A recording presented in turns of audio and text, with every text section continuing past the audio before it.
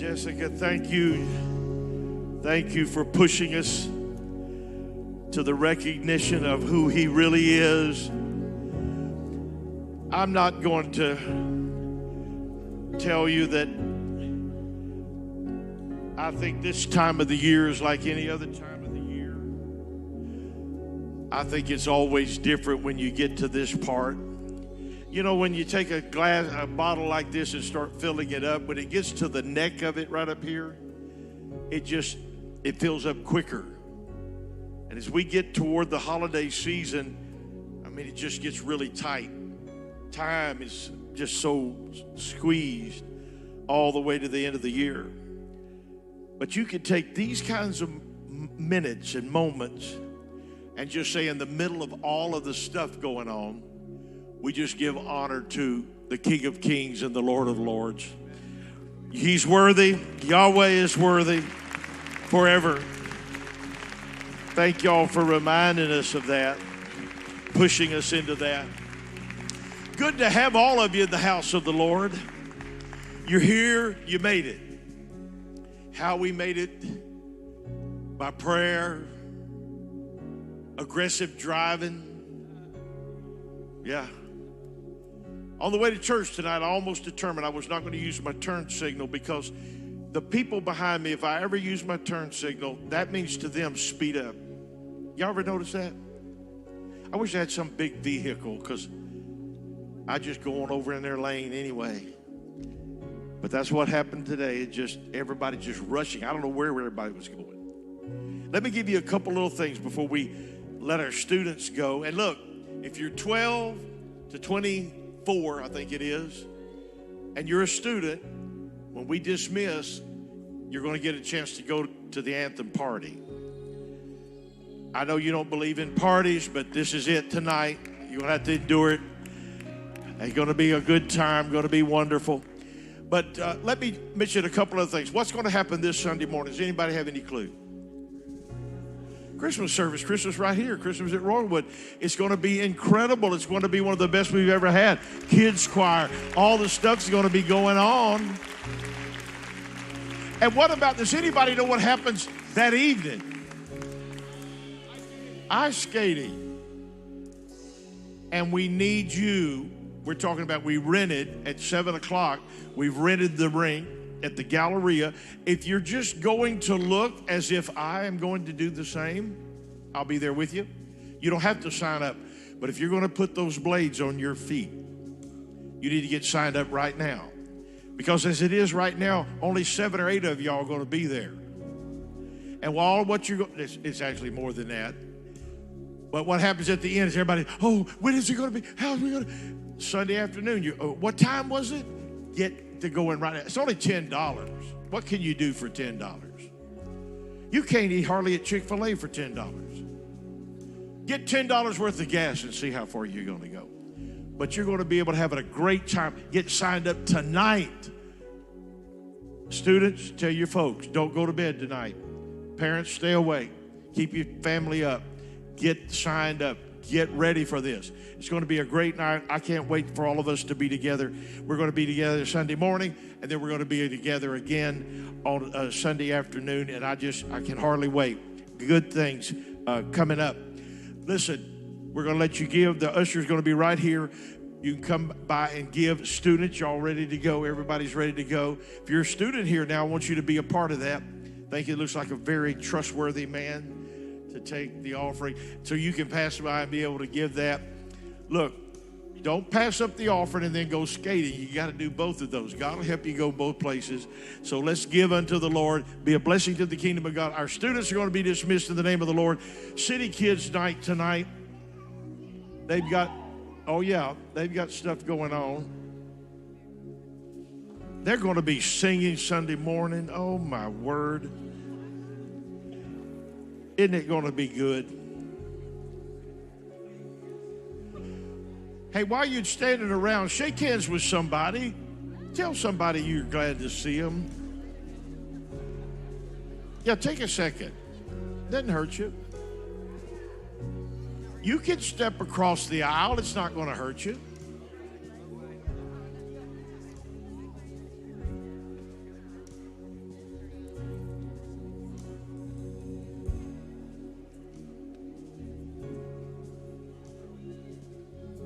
you go.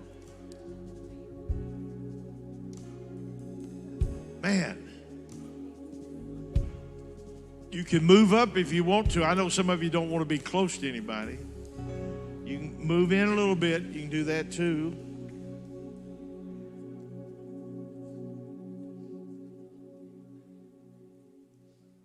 I hated to miss Sunday, and we were trying to watch the service, and we had reservations or something. I had to do something that morning. That was Sunday morning. And wherever we were, I just thought, we weren't at church, and I thought, this is the way some of my people live. Sunday morning, not in church. But I felt guilty that you were in church and I wasn't in church. We were trying to watch it. The worship, we got through the worship. The Fosters had done the greeting.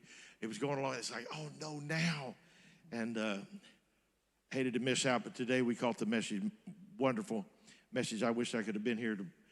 I really felt like it would have helped me to get in the altar. You know how you ever listen to messages after they've already been preached and you think, I hope everybody prayed for me because I feel like I need to go pray. And I never want to have something preached to me that I don't get something out of it. If it's about the coming of the Lord, that's for me. If it's straighten up your act and pray more, that's for me. I want to have all of it. We got to get ready. The Lord's coming back. Wouldn't it be amazing if the Lord chose the time that we celebrate him coming for the first time that he would come again? That would be a possibility because he could come anytime. There's no man knows the day or the hour that the Lord's coming, and he could come at any moment. All we need to do is just be ready. Turn to somebody and say, just be ready. Oh, you didn't do it. Have you talked to your wife, husband today? This is your chance. Turn to him and say, be ready. Oh, yeah, okay, all right.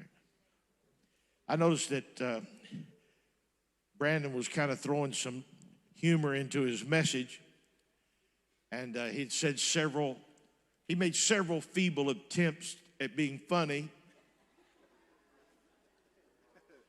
And I said, listen to this, y'all. I said to my wife, I said, come on, we need to hear the rest of the message. And she said, honey, that's exactly the way you do. I'm sorry, son. But the reason that happens is because sometimes you all are very scary to look at, and we're trying to whistle in the graveyard to keep our courage up, basically what we're doing. And we're like, nobody else is going to smile. We're going to be doing some kind of little thing, you know.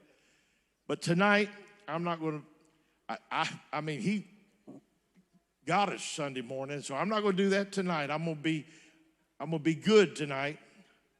I'm going to talk to you about something that I hope will help you.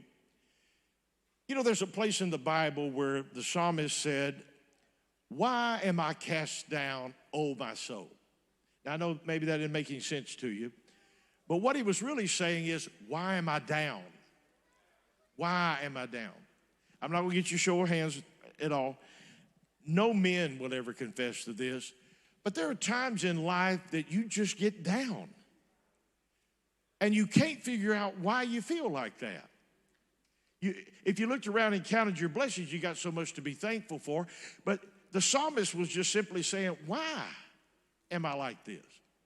Do you know at this time of the year, some of the greatest depression comes on people at this time of the year? And you would think that wouldn't be possible. As a matter of fact, you mentioned this a little bit in your message, that it's not all excitement and celebration. Sister Macy and I, in our prayer this morning, we were praying for different people in our church where one of our ladies lost her son in a car accident, and that doesn't make that the same. When my wife lost her dad and mom very close together, there were a time there for maybe several Christmases that it was just something painful about listening to the music again, because that was so much a part of her family. And so you can see it's not as happy all the time.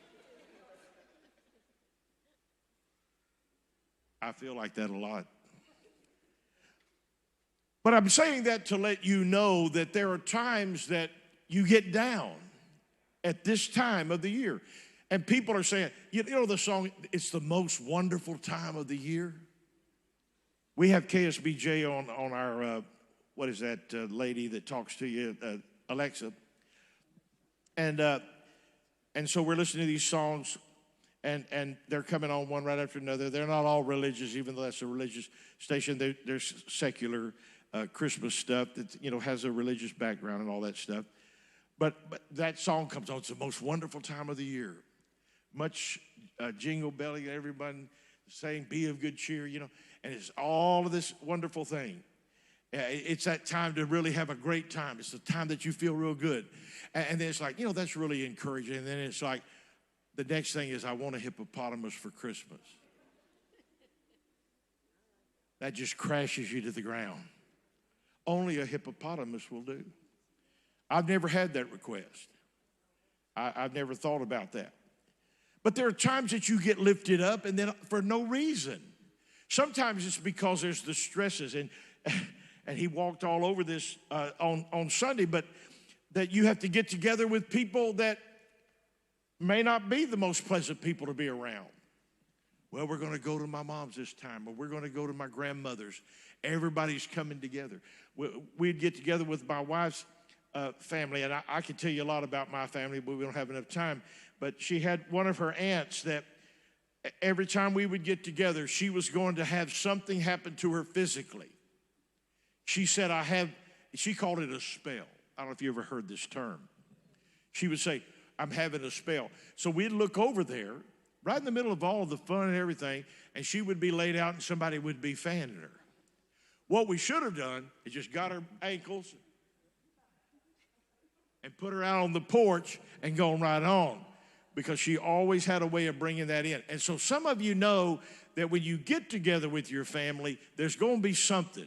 It just seems like it always is that way. You almost get prepared for it. Well, somebody's going to say something's not going to be right. And we see this all the time in our society. Do you know that people get together for baby showers and somebody gets shot?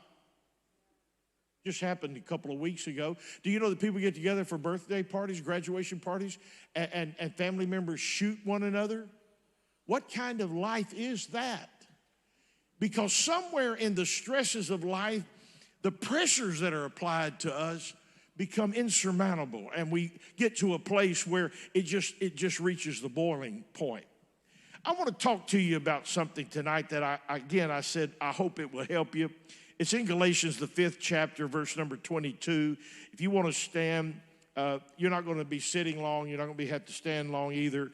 I'm just giving you a little bitty thought tonight. Galatians 5:22. Matter of fact, you'll be able to get out early enough. I don't know what time it is. It says 20:07.06. Maybe that's military time. Some of you military guys know what that is? We're the Lord's army. I may never fly over the enemy. Okay, Galatians 5:22. Let me read it to you. But the fruit of the Spirit is love, joy, peace, long-suffering, gentleness, goodness, faith, meekness, temperance. Against such there is no law. Tonight, I'm going to talk to you about a second-place winner. A second-place winner. You can be seated. I'm going to tear something up right here. You know, all your religious folks, all your apostolic, if you got friends or family members, all those that think they're really, really spiritual and in with the Lord. The Bible tells us the fruit of the Spirit, what the fruit of the Spirit is. This is what happens when you have the Spirit. When you have the Spirit, there's fruit that goes with it. And the first thing is love. And this second place is joy. And I'm going to be talking about the second place winner. I'll tell you this now. If a person says they have the Spirit and they don't have the fruit, they do not have the Spirit. I know it sounds blunt, but I want to make it as plain as possible. Well, they look so good. They've got all the things. Everything looks fine. You're not judging this by the bark on the outside of the tree. What kind of fruit does it produce? And fruit is the thing that shows whether or not it is of the Spirit. Not anything else. Not an opinion, not what you write, not what you say. And it starts with love. And I know we think about that and we think we know what that means. I could give you a bunch of illustrations what I think really love is. I've counseled people for years and years and years, talked to them about the love in their life, going husbands and wives. But in 1 Corinthians, let me just tell you what that is. That's the love book, the love chapter. The thing that 1 Corinthians 13 has always meant to me is this. It lets you know what love isn't. Oh, it'll tell you what love is. Love is patient. Love is kind. Love doesn't vaunt itself or lift itself up. It does not behave itself unseemly. It seeketh not her own. It's not easily provoked. Thinketh no evil. Rejoiceth not in iniquity, but rejoiceth in truth. Believeth all things. Beareth all things. Endureth all things. Love never fails. That's all in here. 1 Corinthians 13. I could quote the whole thing to you today. But I'm just telling you this, that it has to start, and it's an offspring of love. That's the number one thing.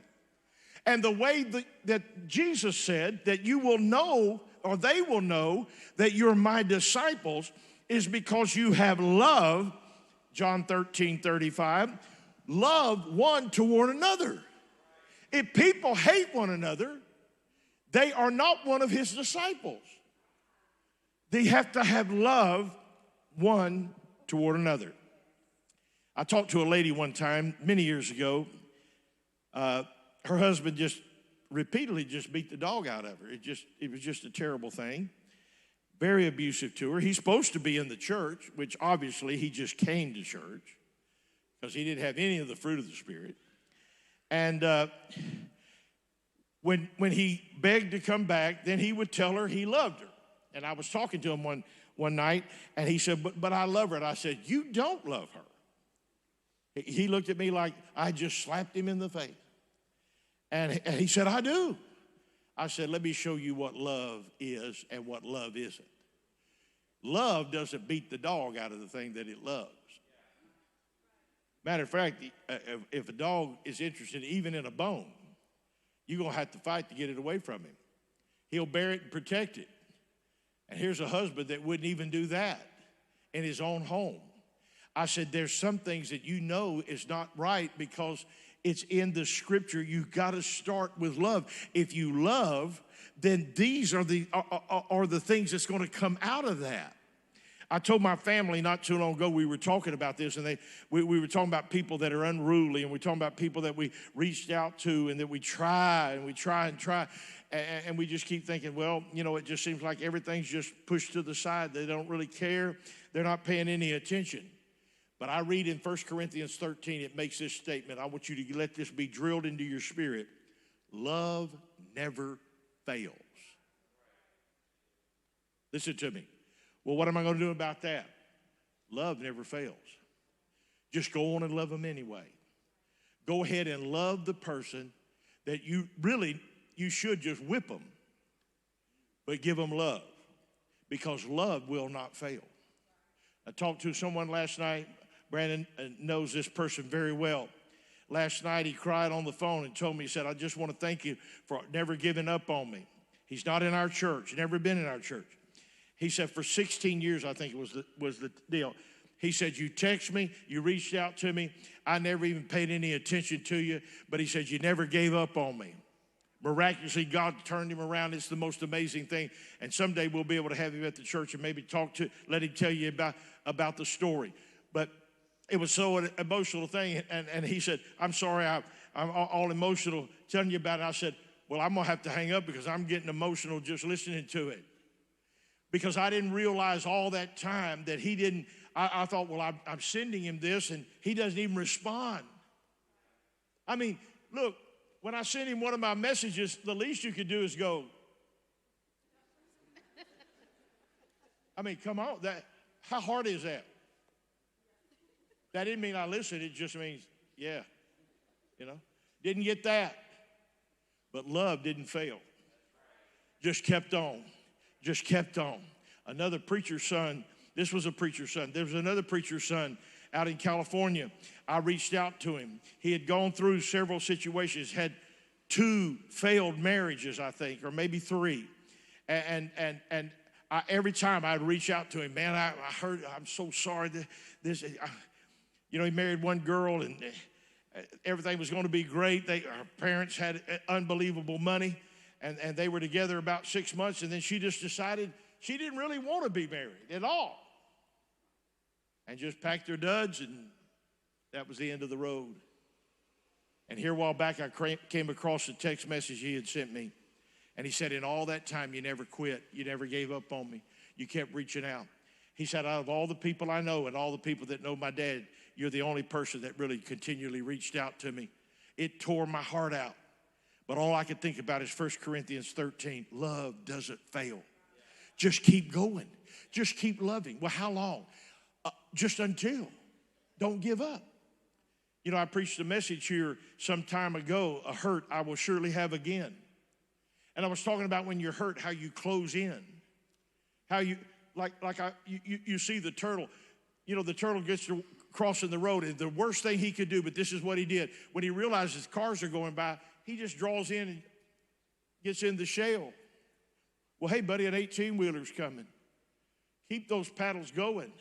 You got to get across the road. But how many times do we do this when we hurt over something? We just pull in and just hunker down. And the thing that could help us, we're now protected from it. We're alienated from it. But you just keep on loving, and you just keep on loving, because my Bible said love won't fail. All right, well, I covered that part. Now, here's the part I'm going to get to, because it's been 20 hours since you've been here. 20 hours and 15 minutes. And you're ready to eat. Some of you are going to run by probably get Chick-fil-A or y'all got something cooking at home. Wife's been cooking all day and you're going to go eat something when you get home. You ever leave on Sunday and your kids say, let's go to Chick-fil-A, and you realize, no. So, the part that I wanted to bring to you is this second place winner. We're so wrapped up in first place stuff. I was kept talking about this guy, Dave, the singer David Phelps. David Phelps, incredible singer, incredible Christmas deal, was with the Gaither Vocal Band. If you ever heard him, you won't forget his voice. Well, I kept on calling him Michael Phelps. And my wife said, that's the swimmer. Okay, well, I knew it was Phelps. Okay, yeah, all right, I know that. Everybody knows what happened with Mark Spitz, if you can go that far back. All those gold medals in swimming. And Michael Phelps, probably one of the most decorated swimmers in Olympic history. But those second place people, nobody really even thinks about them again. Oh yeah, there's the gold, the silver, and the bronze. And what an accomplishment that is. Anytime somebody gets to the World Series, you always remember who won the World Series or who wins the NFL championship. But nobody thinks about, now, who did they play to win?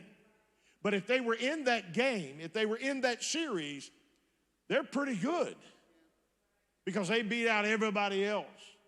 But nobody thinks about anybody but number one.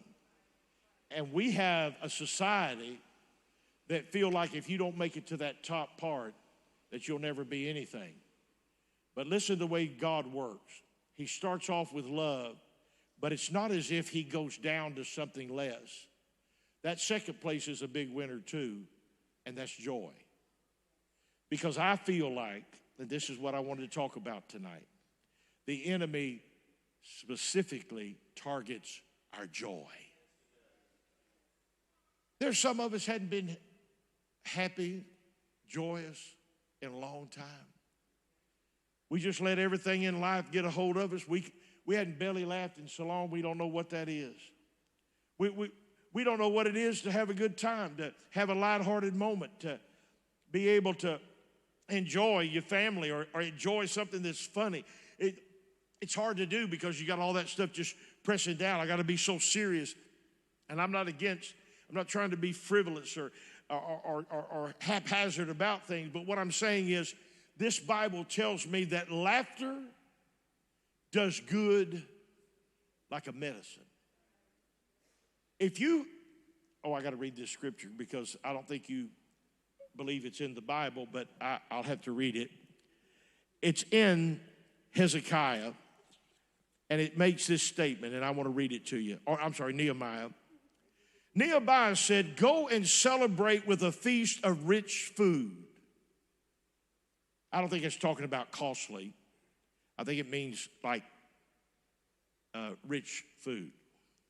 When we celebrated Sister Macy's birthday, we ate at this steakhouse, and they had this chocolate cake. Chocolate is her number one thing. I think when she was born, the doctor gave her Snickers.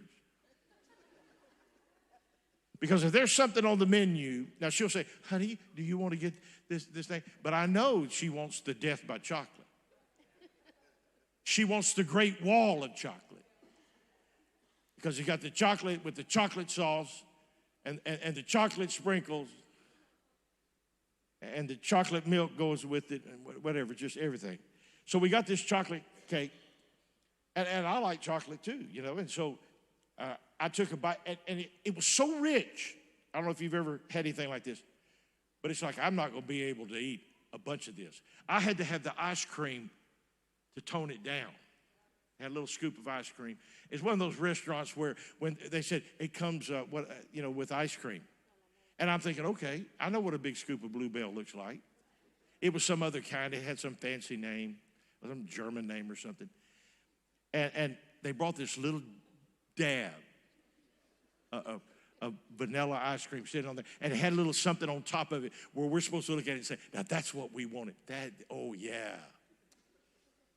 It's like I could have just taken my straw, just that been at the end of that. I bring another scoop out. Well, we took it back to the room because we couldn't eat all of it.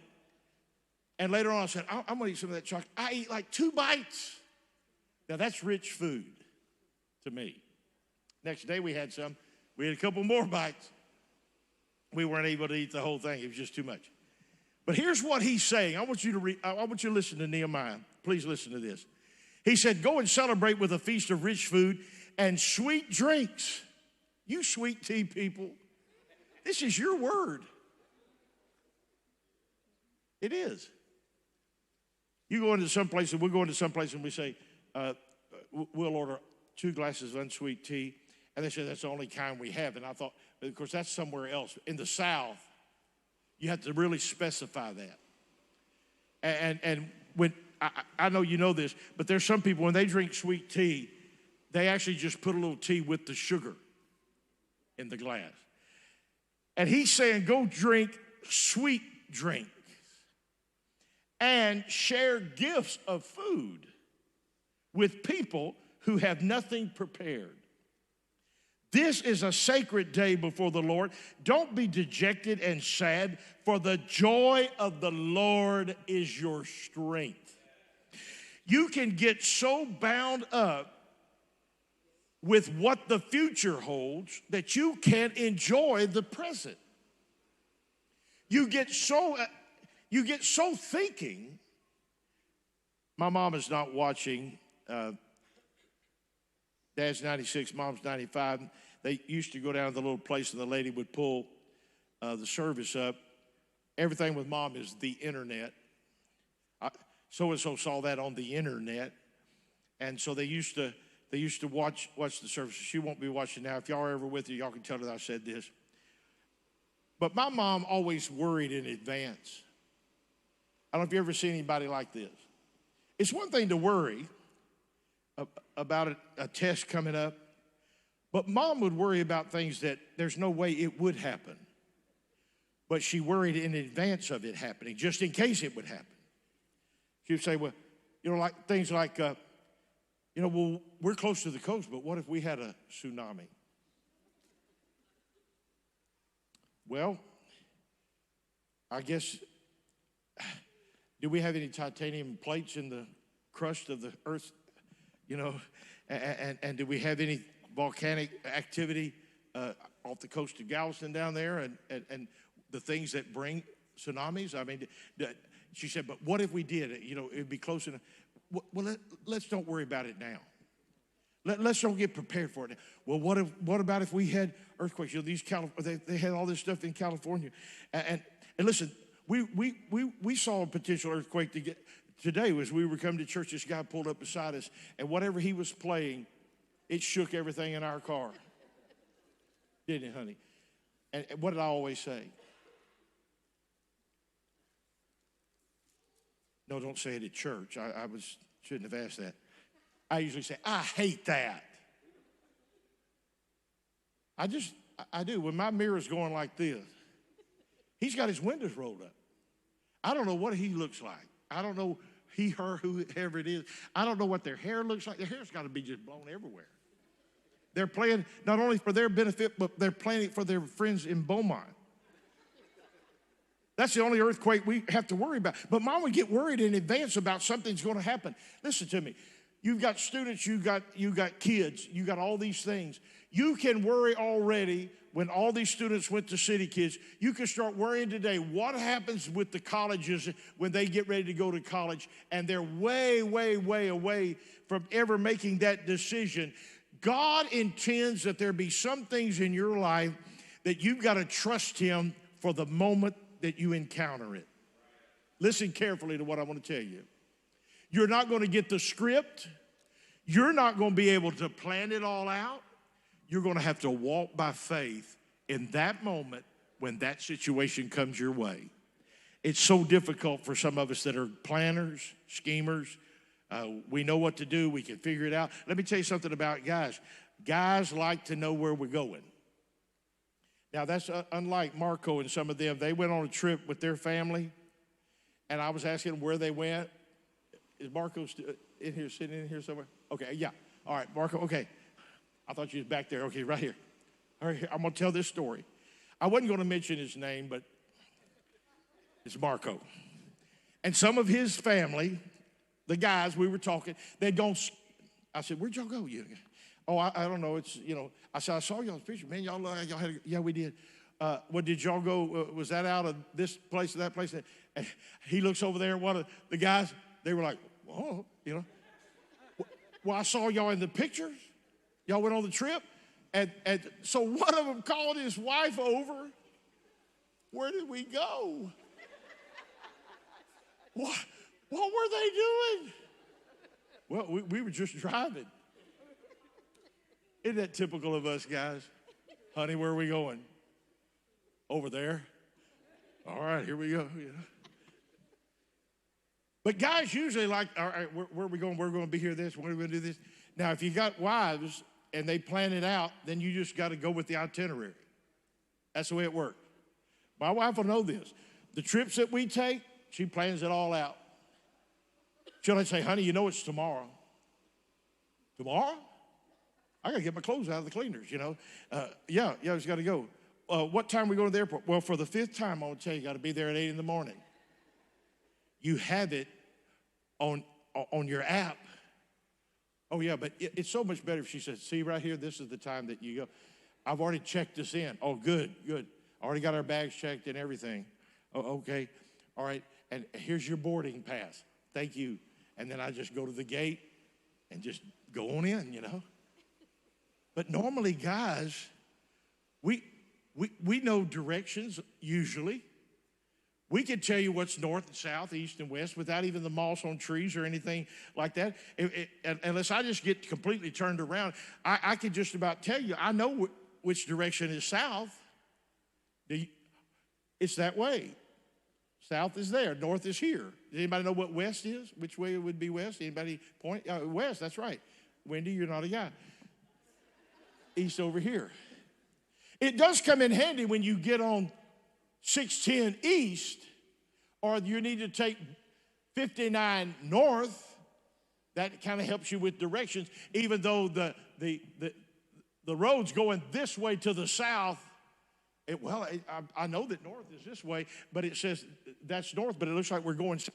But if you'll hang on, it'll finally circle around. But sometimes guys know these things, but we like to have it all planned out. We need to be able to get this all lined up like it needs to be lined up. But in life, listen, ladies and gentlemen, let me tell you, God intends you to walk enough by faith that when you don't see exactly where it's going to be, but when you get there, he's going to let you trust him enough to get you to where you need to go. Stand with me. It has been 20 hours and 29 minutes. Don't let the enemy rob you of your joy. The joy of your salvation. The Bible calls it that. This is the joy of salvation. Therefore, with joy shall you draw water out of the well. I could just go on and on. There's so many scriptures that deal with this. This is the number 2 winner. It goes along with the number 1, love, but now number 2, that's a winner too. Get your joy, because we're going to hear songs, probably Sunday, joy to the world, the Lord has come. And then there's songs that says repeat the joy, repeat the sounding joy, repeat the sounding joy, repeat the sounding joy. When you leave here and you go in this holiday season, don't be afraid to smile in the moment that you've got things that you're dealing with in your life. Don't let unrealized expectations, things that you thought were going to happen, didn't happen, or you're already projecting so far in the future that you just already worried in advance of something that you may or may not even encounter. Take the joy of the day that you're in. Be glad that you're not in a hospital. Be glad that you haven't gotten the bad report. Be glad that you got a place that to work. We thanked the Lord several times on this little short trip that we had that things worked well and the weather cooperated and we had a great time, and we had breakfast with Torrin and Brittany and went to the concert, and we did all of those wonderful things, and on and on and on. Sister Macy kept saying, I'm just so thankful that we have these things. It's the joy of those moments, whatever it is, and what a blessing it is. So tonight when you leave here, take the joy of the Lord with you, because that joy is going to be your strength. And if you have little joy, you'll have little strength. But if you have great joy, you have great strength. God bless you. Be dismissed in the name of the Lord.